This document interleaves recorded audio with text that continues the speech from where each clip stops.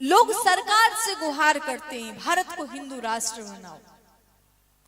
पर एक उदाहरण दूं आपको, कभी आपने देखा होगा कोई सरकारी काम जो होता है ना, कहीं कोई रोड बनता है या कोई सरकारी हॉस्पिटल बनता है, सरकारी कोई भी बिल्डिंग बनती है, तो वहां पर होता क्या है, कोई भी सरकारी अधिकारी या मंत्री मिनिस्टर लोग आते हैं उसकी ओपनिंग करने के लिए। आते हैं कि नहीं आते? जब बनने के पर कब आते हैं? बनने से पहले या बनने के बाद? बनने के बाद में आते हैं, सिर्फ ओपनिंग करने के लिए। मंत्री जी आते हैं, काय के लिए आते हैं? केवल फीता काटने के लिए। पर उस बिल्डिंग को बनाने में पूरी मेहनत किसकी होती है?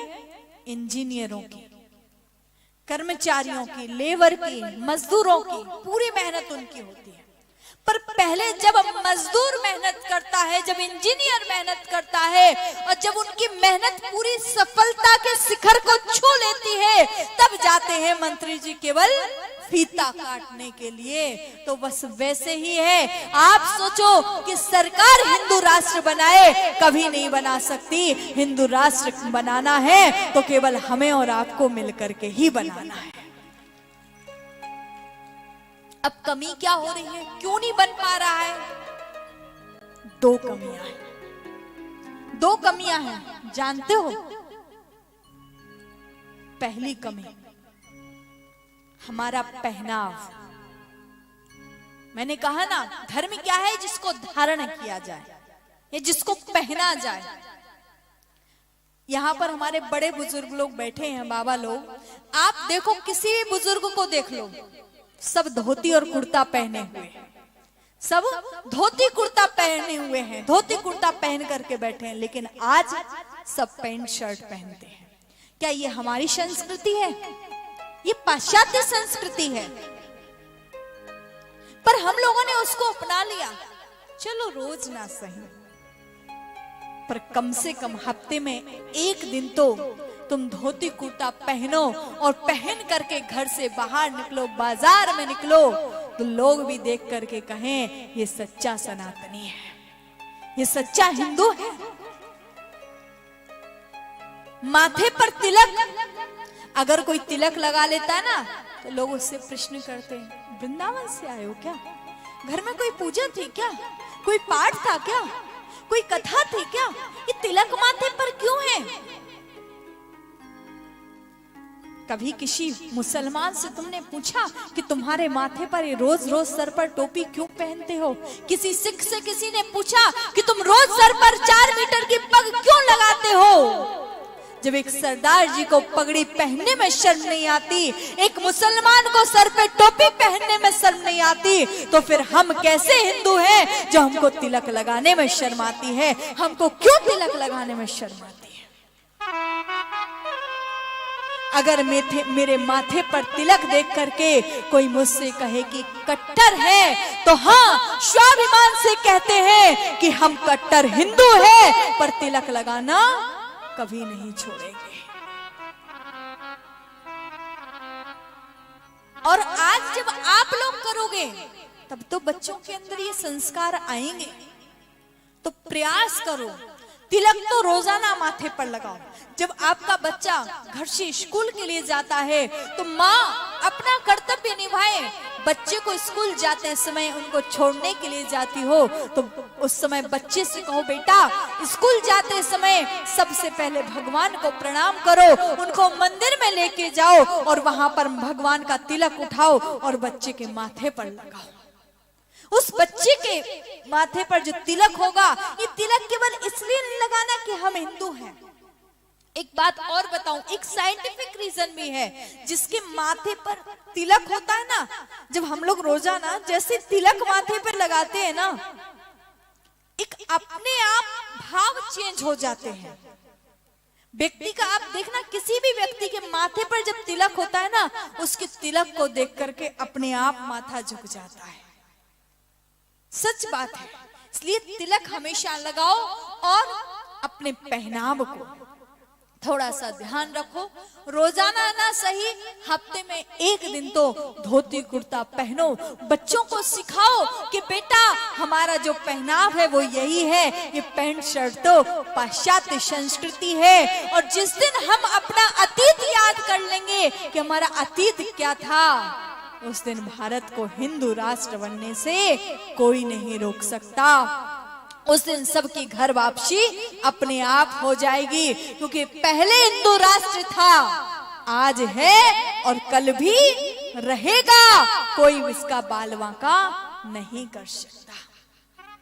एक नियम इसको आप सब लोग। दूसरी चीज एक और, हमारे यहाँ पर एक नियम है, हर सनातनी के घर में एक नियम होता है। कोई भी घर में कुछ भी प्रसाद बनता है, रसोई घर में कुछ भी बनता है, तो उसका भगवान के लिए भोग लगाया जाता है। लगाते कि नहीं लगाते? सबके यहाँ भोग लगाते। पर कुछ लोगों के यहाँ हमने देखा है होता क्या है, बोले कुछ लोगों के यहाँ पर मांस भक्षण किया जाता है, अंडा खाया जाता है, बलि देते हैं लोग। पर जो अंडे का आप लोग जो अंडा बनाते हो, जो लोग रसोई घर में अंडा बनाते हैं, मांस भक्षण करते हैं, क्या उसका तुम भगवान को भोग लगा सकते हो? कभी नहीं लगा सकते। और जिस चीज का भगवान को भोग नहीं लग सकता, उस चीज को हम कैसे खा सकते हैं? तो नहीं। और मैं एक प्रश्न करूंगी, जो लोग अंडा खाते हैं उनसे, किसी दिन अगर तुम्हारी सामने थाली आए और थाली में गलती से कहीं मैया से कोई बाल टूट के थाली में गिर जाए, तो क्या होता है फिर? भोजन होता कि महाभारत होती? घर में महाभारत होती है ना? गलती से अगर एक छोटा सा भी बाल का टुकड़ा गिर जाए तो महाभारत होती है। पर छोड़ देते उस खाने को जिसमें बाल होता है, छोड़ देते उस खाने को जिसमें बाल होता है, तो फिर कैसे खाते उस अंडे को जिसमें एक माँ का लाल होता है, जिसमें माँ का लाल होता है? कुछ लोग बलि प्रथा को मानते हैं। अभी हम लोग जब आ रहे थे ना, तो किशिंगा से आ रहे थे, तो हमारे भैया थे साथ में, रमेश भैया, और बता रहे थे रास्ते में एक देवी मैया का मंदिर है, नाम तो मुझे नहीं याद, वो देवी मैया का मंदिर है। बता रहे थे वहां पर छत्र जिस दिन निकलता है उस दिन हजारों बलि चढ़ती है।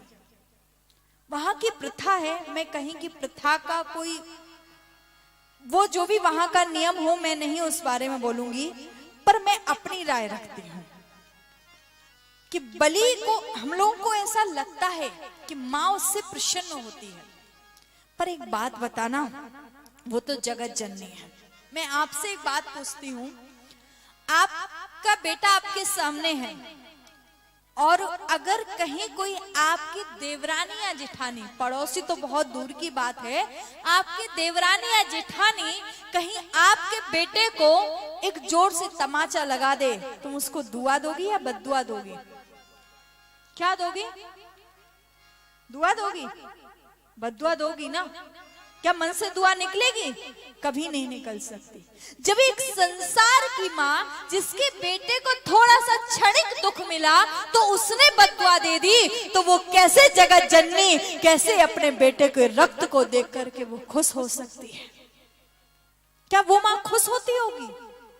कभी नहीं। ये हम लोगों की प्रथाएं हैं, ये सब हम लोगों के बनाए हुए नियम हैं। पर मैं तो कहती हूं, बलि जो मांगते हो फिर उन्हें भगवान क्या कहना, पशु हत्या के वर्णन को धर्म का ज्ञान क्या कहना। इन्हें जंगल में छोड़ो, ये हमारे बीच क्यों रहते, इन्हें जंगल में छोड़ो, ये हमारे बीच क्यों रहते। जो मांसाहार करते हैं उन्हें इंसान क्या कहना, जो मांसाहार करते हैं उन्हें इंसान क्या कहना। सत्य बात है, बलि प्रथा बंद होना चाहिए। मैं तो हमेशा, मैं अपनी हर कथा